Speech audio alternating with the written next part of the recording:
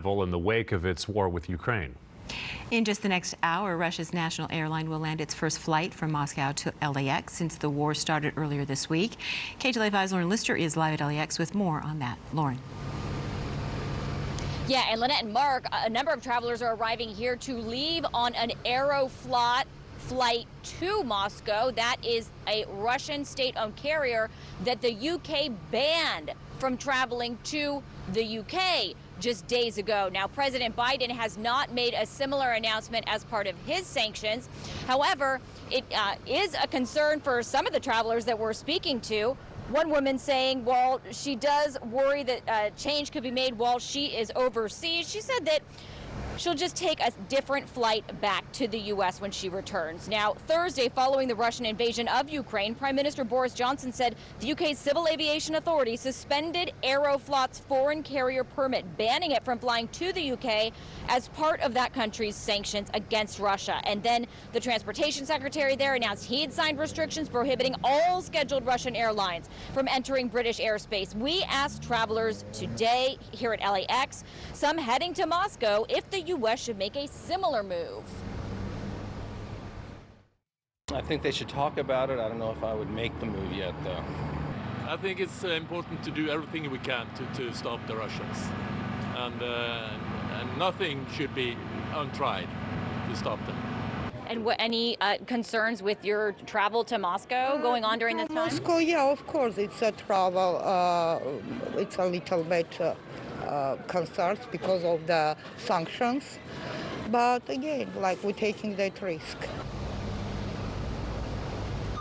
So the Russian carrier Aeroflot is part of the SkyTeam Alliance, which also does include Delta Airlines. And Delta did suspend its partnership with Aeroflot on Friday, saying that accommodations would be made for customers affected.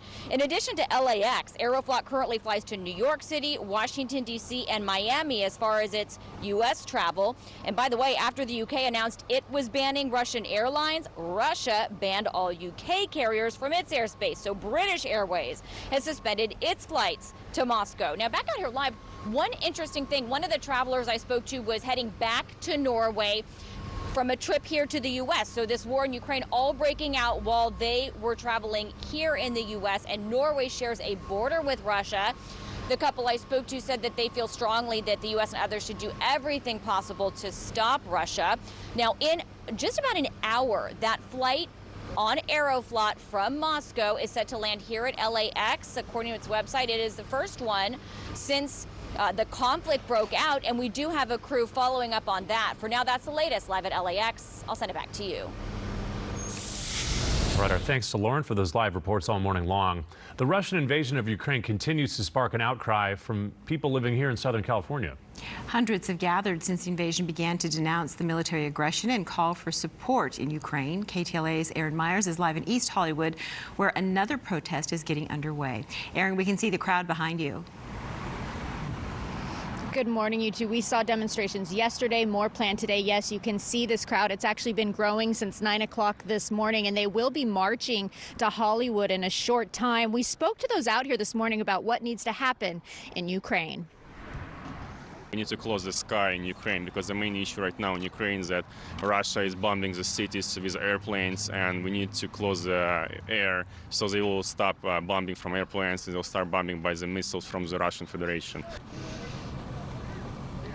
A few dozen protesters are out here this morning. They will be marching in support of Ukraine. Many out here have family and friends still there. They are starting here at Barnsdall Art Park and heading to Hollywood and La Brea. And yesterday, about 125 people protested on the Santa Monica Pier. Along with Ukrainian Americans, there were Polish, Lithuanian, and Irish allies out in support.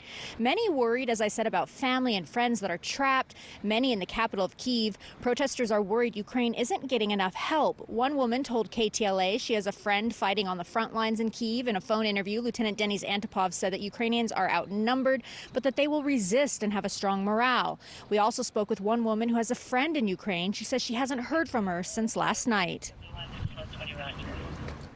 When I talked to her during the day yesterday, she said it was eerie quiet.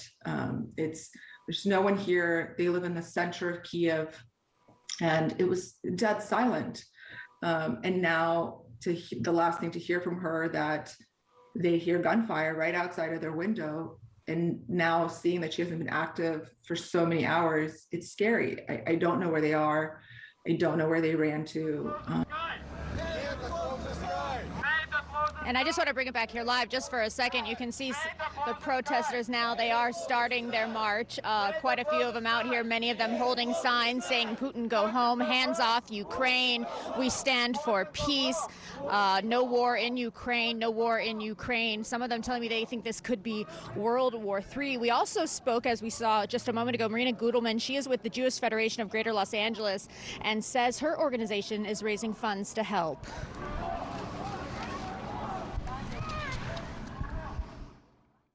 Those funds are going to provide urgent humanitarian needs for aid, financial assistance, dispatch mobile medical units to people that need it.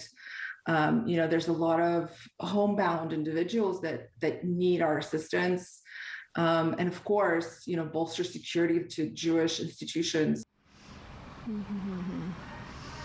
Out here, of course, as I said, they're saying no war. They want to see an end to the violence. And this is just one of many protests. We're hearing there are two more at least this afternoon, one in the Sawtell area, the other possibly in Santa Monica. Reporting live in East Hollywood, I'm Erin Myers. I'll send it back to you in the studio. All right, Erin, thank you. Stay with KTLA throughout the day for continuing live coverage on the crisis in Ukraine and for the latest anytime. You can also head to our website, ktla.com, or you can download the free KTLA app. And let's talk about weather now. A chilly start to the day all across the Southland on this Saturday morning. Hope you're having a great start to the day. Things warming up nicely, though. 65 degrees in Oxnard, 64 in Long Beach. We're talking about wind as well. A wind advisory now in effect for the areas highlighted here. Santa Clarita looking for strong